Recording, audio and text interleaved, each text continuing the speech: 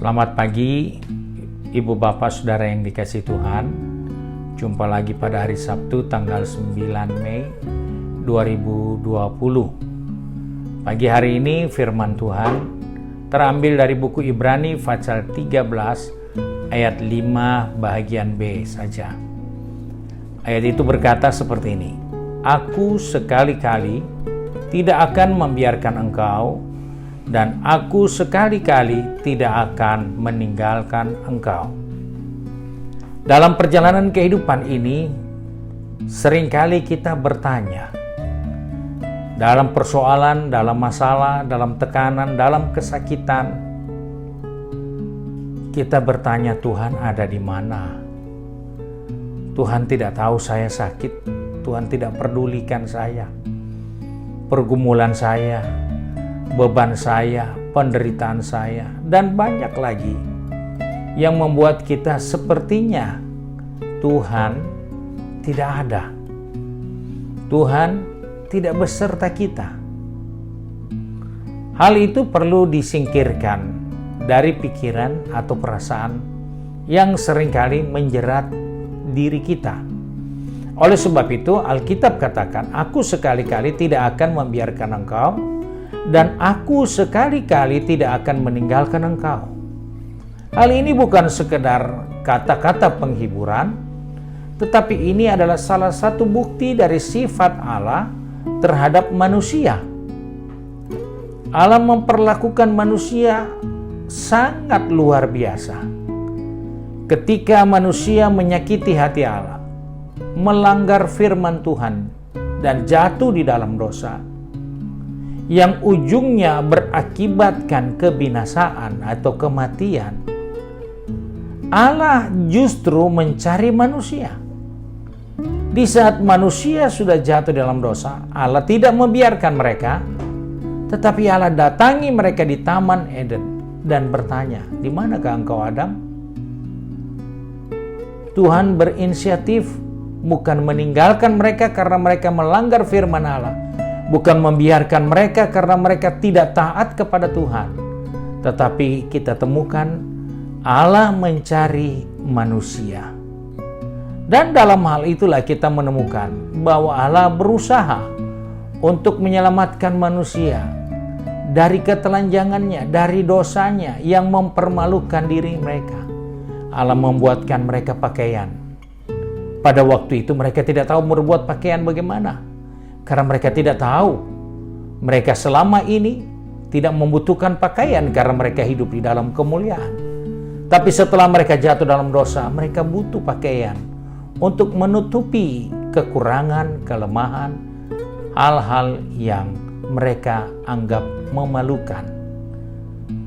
Allah menyediakan pakaian buat manusia, supaya manusia tidak dalam keadaan telanjang.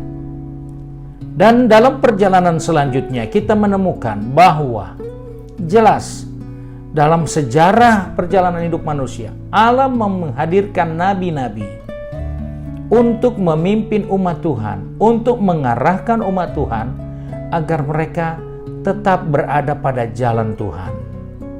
Mereka taat kepada firman Tuhan. Itulah bukti nyata dari kehadiran Allah dan kepedulian Allah terhadap kita.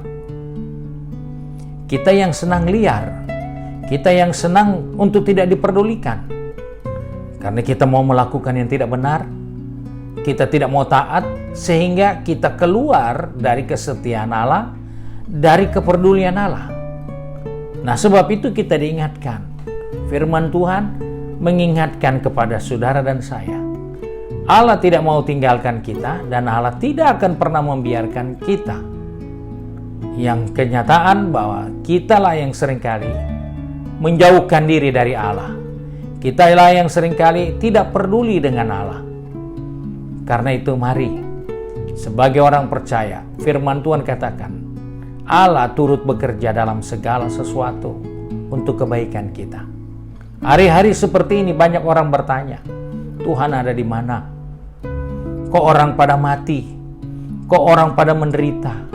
Orang pada ketakutan, orang pada susah. Tuhan di mana? Kondisi ini adalah atas izin Tuhan terjadi di seluruh muka bumi. Dan manusia mulai beradaptasi dengan kondisi yang ada.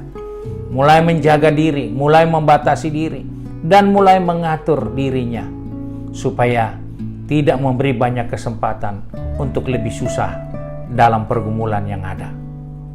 Tetapi Alkitab katakan, dalam keadaan seperti itu pun, ternyata Allah turut bekerja.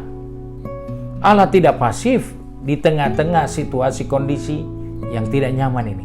Tapi Allah turut bekerja untuk kebaikan kita. Sekarang memang kita belum mengerti. Namun di hari-hari yang akan datang, baru kita paham. Tuhan izinkan kita mengalami yang tidak nyaman untuk membuktikan bahwa Dia ada, Dia pedulikan kita, sehingga kita punya pengalaman, kita punya hubungan pribadi dengan Dia, dan kita bisa mengalami Dia di dalam hidup ini setiap hari. Mari kita satu dalam doa memulaikan hari yang baru ini. Kiranya Tuhan yang memperdulikan kita menemukan dan mengalami dalam perjalanan kita sepanjang hari ini. Kami bersyukur untuk kesetiaan-Mu Bapa, bahwa Engkau tidak pernah membiarkan kami, Engkau tidak pernah meninggalkan kami. Walaupun situasi kondisi yang ada, kami tidak dapat berbuat lebih banyak dari apa yang kami bisa kerjakan saat ini. Tetapi kami percaya, apapun itu tidak akan pernah memisahkan kami dari kasih Tuhan. Engkau mengasihi kami lebih dari segala hal yang kami bisa hadapi.